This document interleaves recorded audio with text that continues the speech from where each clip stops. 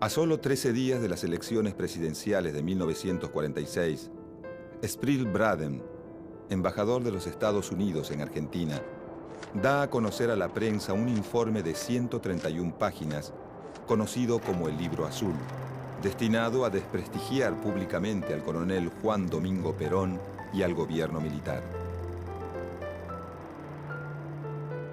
El Libro Azul acusa a camaradas cercanos a Perón de realizar tareas de espionaje para el Tercer Reich y también indica al mismo coronel Perón como representante del partido nazi en Argentina. Al día siguiente, en un acto multitudinario en la Plaza de la República, se lanza la fórmula presidencial Juan Domingo Perón, Hortensio Quijano. En su discurso, Perón responde a las acusaciones de Braden. A partir de ese día, las calles de todo el país comienzan a llenarse de carteles e inscripciones con el mismo texto. Sin querer, Spril Braden le termina regalando a Perón su mejor eslogan de campaña: Braden o Perón.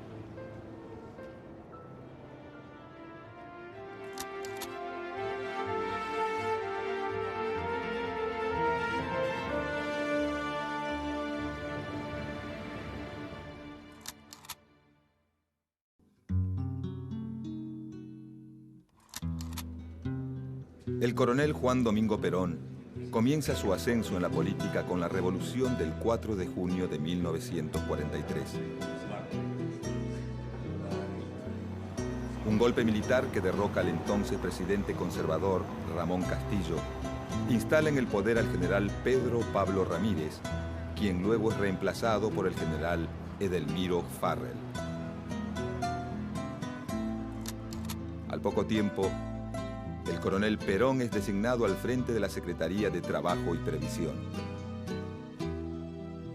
Desde ese cargo, comienza a impulsar fuertes medidas de carácter social, como el Estatuto del Peón, los convenios colectivos de trabajo y la inclusión de más de 2 millones de trabajadores al régimen jubilatorio. Gracias al efecto positivo de estas medidas, el coronel Perón empieza a ganar peso político propio.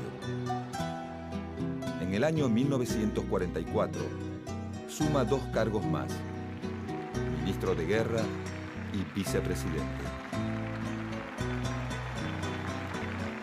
Rápidamente la oposición comienza a ver a Perón como el hombre fuerte del gobierno militar y dirige todos sus dardos hacia él.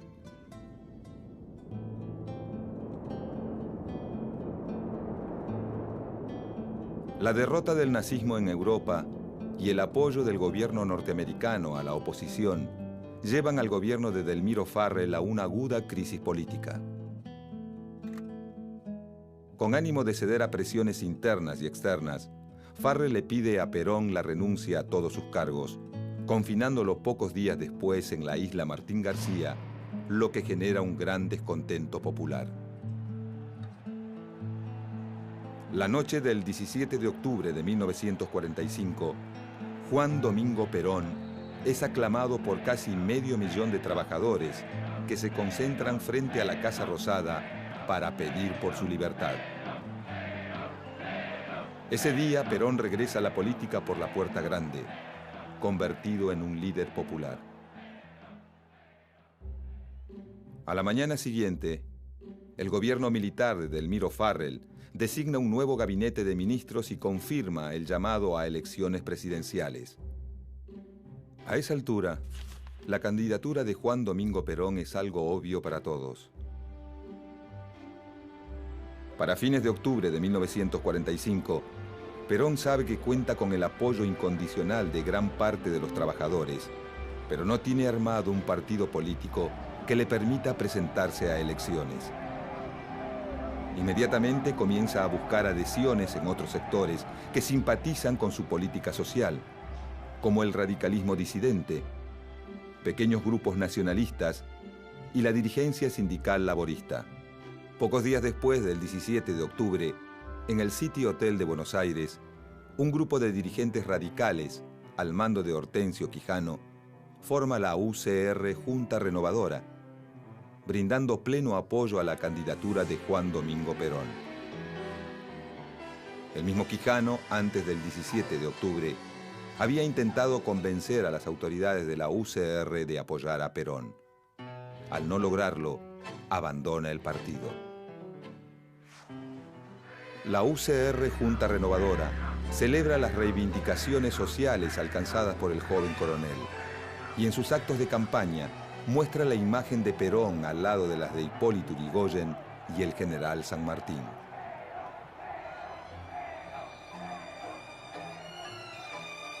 El 24 de octubre, en un atelier del barrio de Retiro, un grupo compuesto por dirigentes de los sindicatos de la carne, el vidrio, los cerveceros y parte de los ferroviarios, funda el Partido Laborista, que busca ser una versión argentina del laborismo inglés, un partido que defienda los intereses de los trabajadores.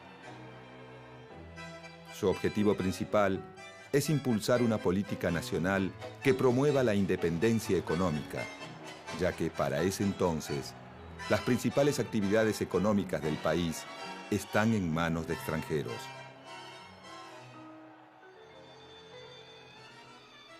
Extranjeros eran los teléfonos, extranjeros eran los ferrocarriles, extranjeros eran los barcos, extranjeros eran los elevadores de granos. Todos se lanzaban vorazmente sobre el trabajador, quien se debatía en desigual lucha contra tantos enemigos. Con la UCR Junta Renovadora y el Partido Laborista, Perón comienza a construir su frente electoral. El partido de Quijano le garantiza varios años de experiencia institucional y una red de comités extendidas por todo el país, mientras que el laborismo le permite acompañar políticamente al creciente movimiento obrero, cada vez más fuerte en Buenos Aires y en las provincias del litoral.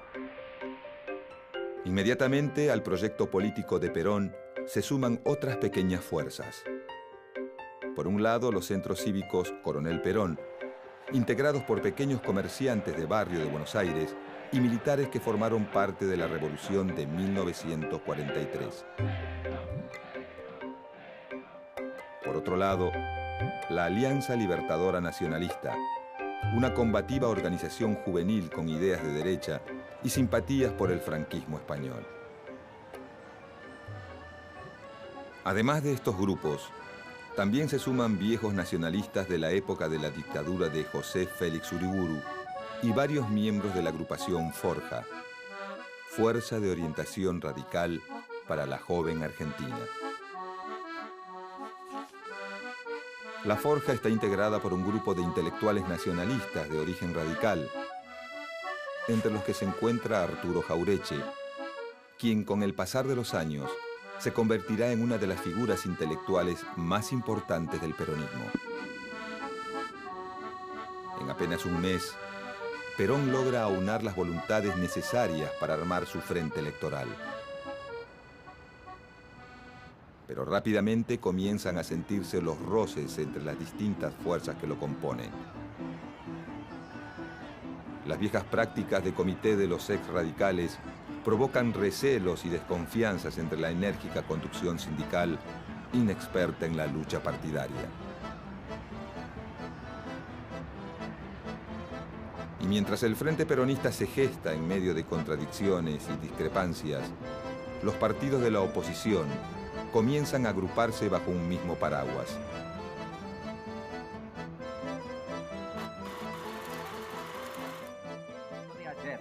Contra la tiranía, por la libertad, por la democracia y por la verdad del sufragio universal.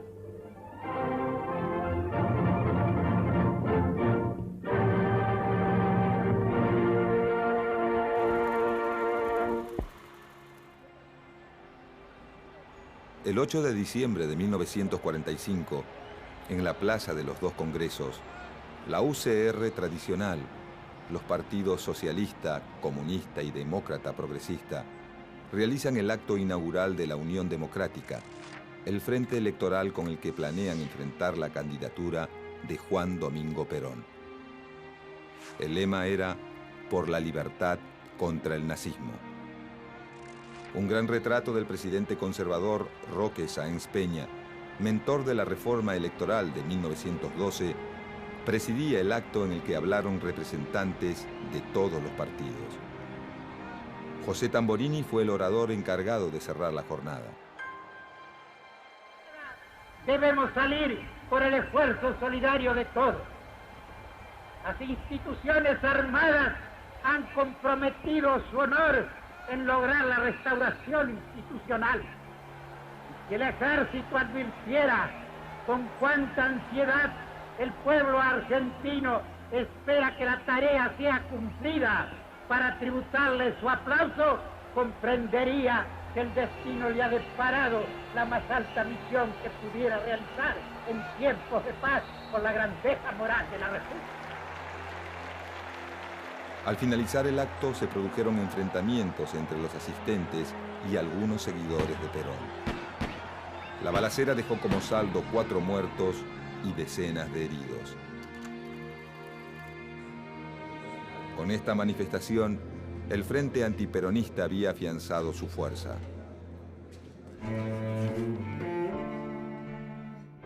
La fórmula presidencial de la Unión Democrática es José Tamborini, Enrique Mosca. Inmediatamente esta nueva alianza recibe el ferviente apoyo de una figura de peso, el ex embajador y ahora secretario de Estado norteamericano, Spryl Braden. Al gran calor del verano del 46, se suma el calor de la contienda política que, a pura violencia, gana las calles. Enfrentamientos a los puños y a los tiros muestran una sociedad dividida en 2 grupos muy claros. Por un lado, los que, amparados bajo el rótulo de democráticos, buscan imponer una democracia liberal y acabar de una vez con un régimen al que acusan de nazi-fascista. Por otro lado, las multitudes que, siguiendo la influencia del coronel Perón, demandan una salida nacional y soberana que las tenga como protagonistas. Mientras tanto, en los medios de comunicación, la campaña se sigue calentando. El 17 de enero, la Embajada norteamericana da a conocer una serie de telegramas que tratan de involucrar a Perón con una red de financiamiento a periódicos favorables al régimen nazi. Perón, argumentando que todo es un operativo de prensa de la Embajada norteamericana, minimiza las acusaciones de Braden. En ese momento, tiene otras cosas por las que preocuparse. Las disputas internas entre laboristas y radicales Junta Renovadora, que amenazan con debilitar la ya frágil estructura de su propio frente electoral. Y el hecho de que la mayoría de las radios y diarios de la época, que están claramente a favor de la Unión Democrática, dan muy poca publicidad a sus actos y declaraciones de campaña.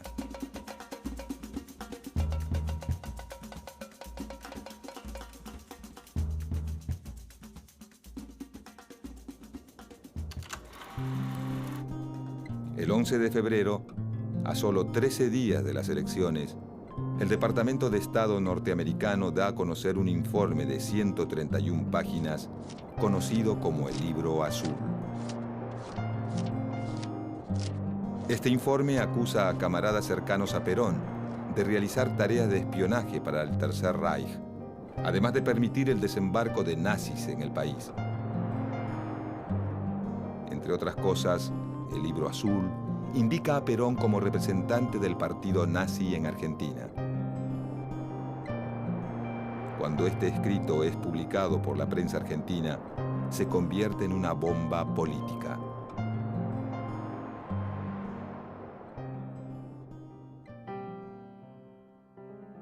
Por esos días, en un acto multitudinario en la Plaza de la República, se lanza la fórmula Juan Domingo Perón, Hortensio Quijano.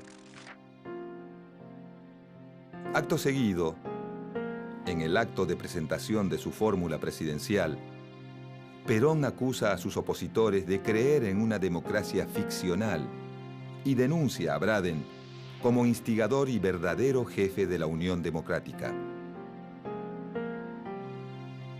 Lanza después un eslogan de campaña que divide políticamente al país en dos: Braden o Perón. Para Perón, la división es muy clara. Votar por él es votar por la dignidad de los trabajadores, el progreso y la soberanía nacional. Votar por los socios de Braden es dar un paso atrás, volver al país manejado por la oligarquía y los monopolios extranjeros.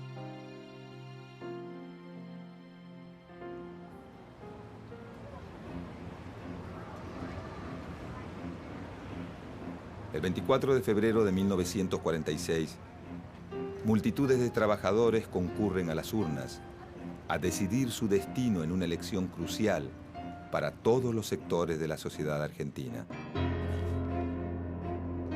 A pie, en carreta o a caballo, miles de peones rurales se acercan a las mesas electorales, siguiendo atentamente las instrucciones que da el mismo Perón para evitar el fraude.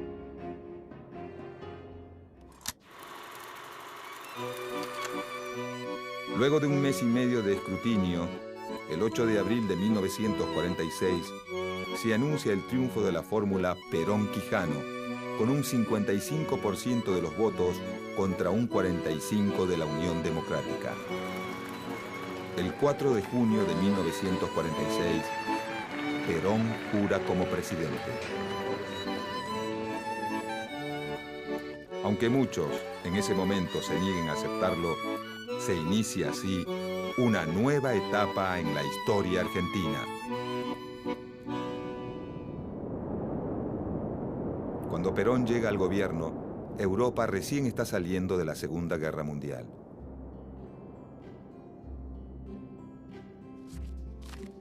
Los años de la guerra dejan para la economía argentina un saldo más que positivo.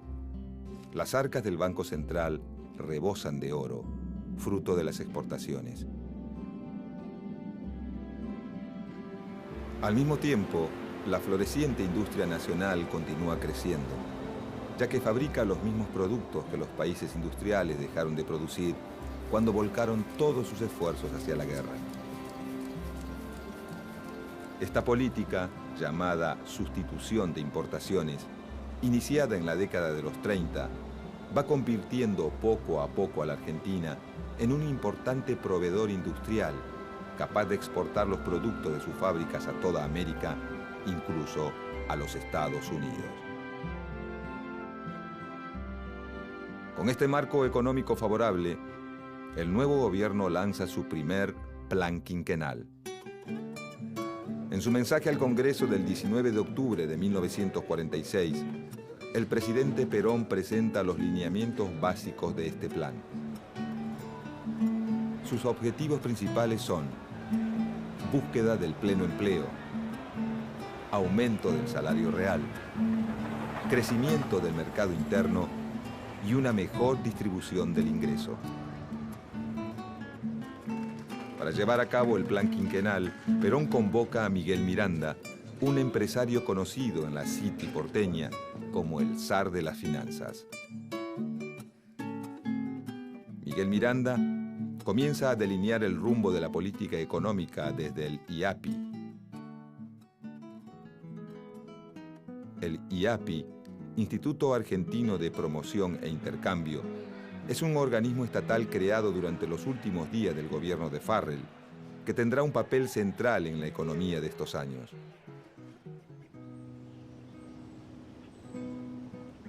La principal función del IAPI es centralizar el comercio exterior, pero además financia exportaciones a los países europeos recién salidos de la guerra, importa insumos industriales para luego venderlos a precio subsidiado, subsidia los precios de productos de consumo masivo y participa de la adquisición de los ferrocarriles extranjeros. Durante el primer quinquenio peronista, el IAPI sirve a los fines de transferir parte de las enormes ganancias del campo al desarrollo de la industria, actividad en la que se desempeña gran parte del electorado peronista. Si bien Miguel Miranda es el artífice económico del primer plan quinquenal, este no estaría completo sin la presencia de su mejor comunicadora, María Eva Duarte de Perón. Ex actriz de cine y radionovelas, la esposa del presidente es la portavoz elegida para difundir la política social del gobierno. Su juventud, su belleza y su talento dramático para dirigirse a las masas la convierten de inmediato en el mejor agente de propaganda del gobierno.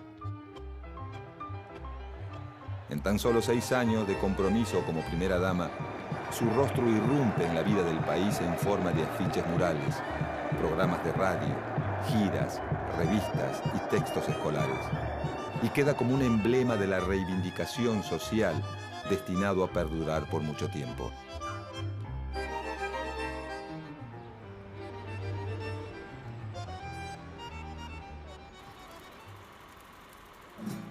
Como símbolo inaugural de la política de su plan quinquenal, el 9 de julio de 1947, en la Casa Histórica de Tucumán, el gobierno de Perón firma la Declaración de la Independencia Económica.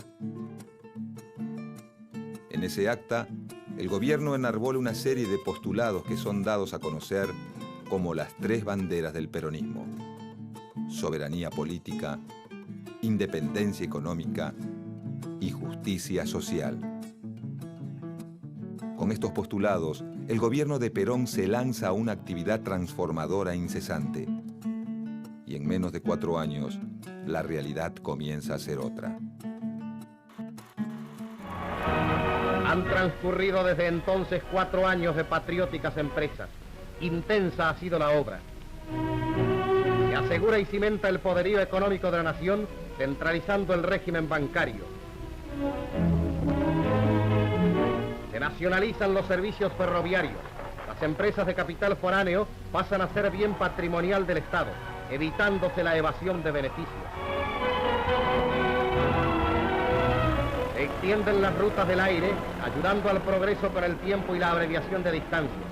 Se vincula más a los argentinos con los argentinos y al país con todos los otros del mundo.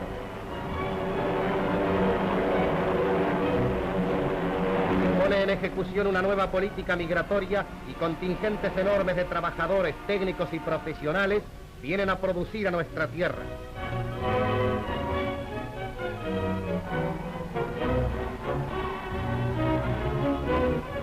Se estimulan las inclinaciones vocacionales de la juventud, facilitándoles los medios de constituirse en hombres útiles a la sociedad en los oficios o manualidades de sus preferencias.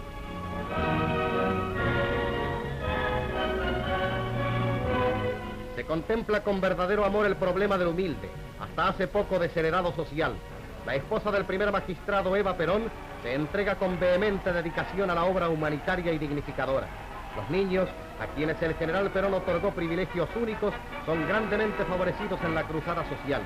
Se modelan sus almas, se ejercitan sus mentes y se preserva su salud, porque así se asegura el porvenir de la patria.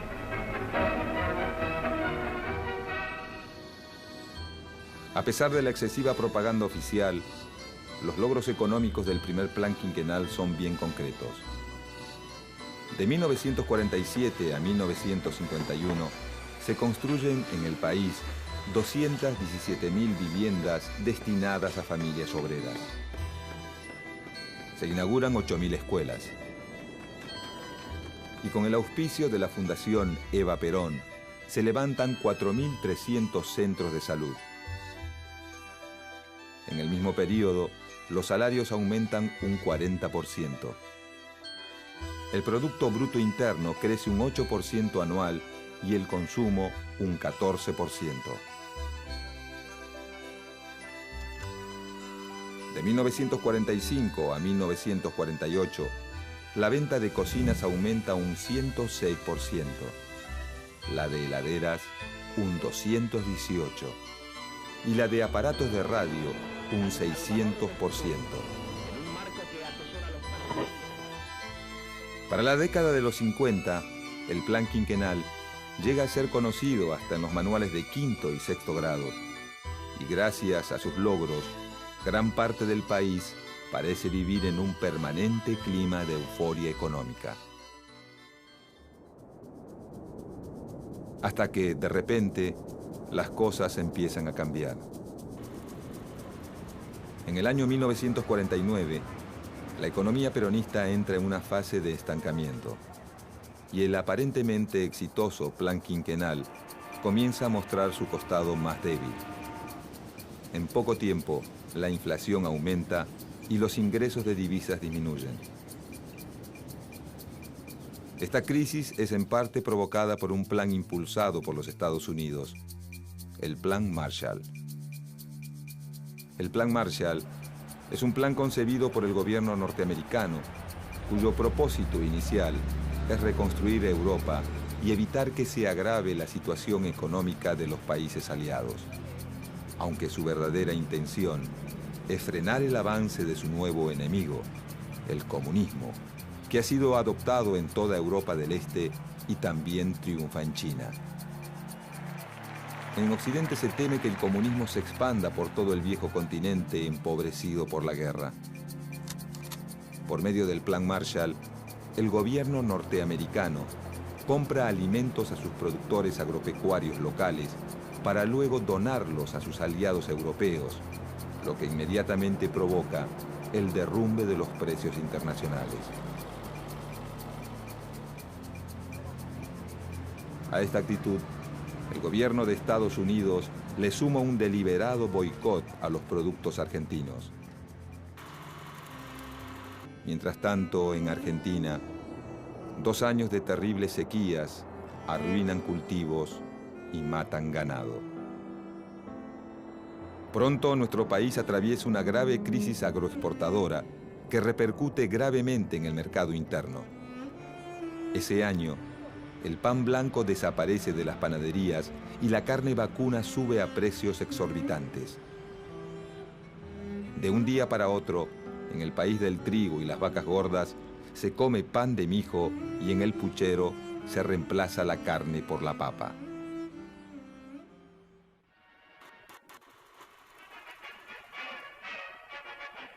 Nuestro pueblo hizo siempre derroche de la tan famosa carne argentina, abusando de su consumo como si la alimentación se basara única y exclusivamente en ella. Mientras otros pueblos sanos y fuertes de la tierra apenas consumen unos gramos una vez por semana. El presidente Perón en su plan económico de 1952 pide un día en la semana sin consumo de carne. En 1952 el gobierno lanza un programa de estabilización. Y el mismo Perón, que hasta hace poco proclamaba la solución del consumo, ahora pide austeridad. El país que hacía poco había salvado del hambre a España a través de envíos de alimentos, se encuentra ahora en plena economía de guerra. Pero la austeridad no es la peor noticia de 1952. El 26 de julio, a las 20:25, muere Eva Perón, víctima de un cáncer.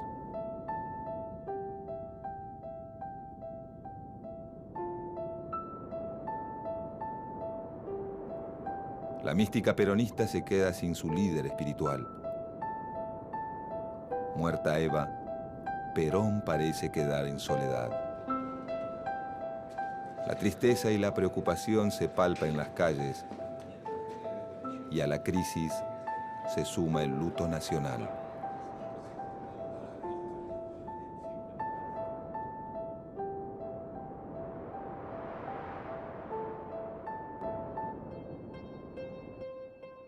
Para 1953, la situación de Argentina ante la Casa Blanca ha cambiado sustancialmente. La decisión del gobierno peronista de apoyar a los Estados Unidos en la guerra de Corea mejora sensiblemente la imagen de Perón ante Washington. En este contexto, el gobierno decide lanzar su segundo plan quinquenal. Si el primer plan quinquenal significó un período de desarrollo y expansión, El segundo trata más bien de aumentar la producción agrícola y de dotar al sistema industrial de sólidas bases, además de promover el desarrollo de la industria pesada y el autoabastecimiento de combustible.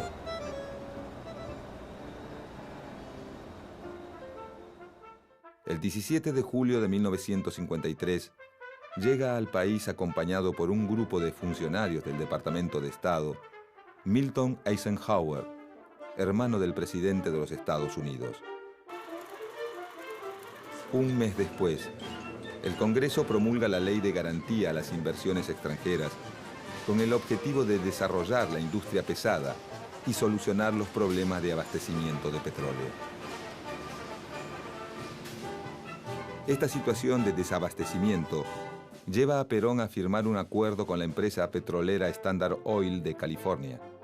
El acuerdo genera inmediatamente la crítica de los sectores nacionalistas del mismo gobierno y el repudio de gran parte de la oposición. Finalmente, el discurso antiimperialista que ayudó a Perón a llegar al gobierno, esta vez le juega en contra. Por suerte para el gobierno, el programa de estabilización comienza a dar señales de estar funcionando. Para 1954, el índice de inflación baja de un 39% a menos de un 4%. Y los salarios, luego de 2 años de estancamiento, vuelven a aumentar. Llegado 1955, la economía argentina da claros indicios de volverse a encaminar. Aunque el clima político continúa deteriorándose poco a poco, las eternas disputas entre Perón y sus opositores abandonan el ámbito parlamentario para trasladarse a las calles, y a las filas habituales de los enemigos del gobierno se añaden nuevos aliados. Pronto, un estado de guerra interno vuelve a dividir al país en dos, como cuando Braden se peleaba con Perón. Pero esta vez no hay elecciones de por medio y solo se escuchan rumores de golpe de Estado.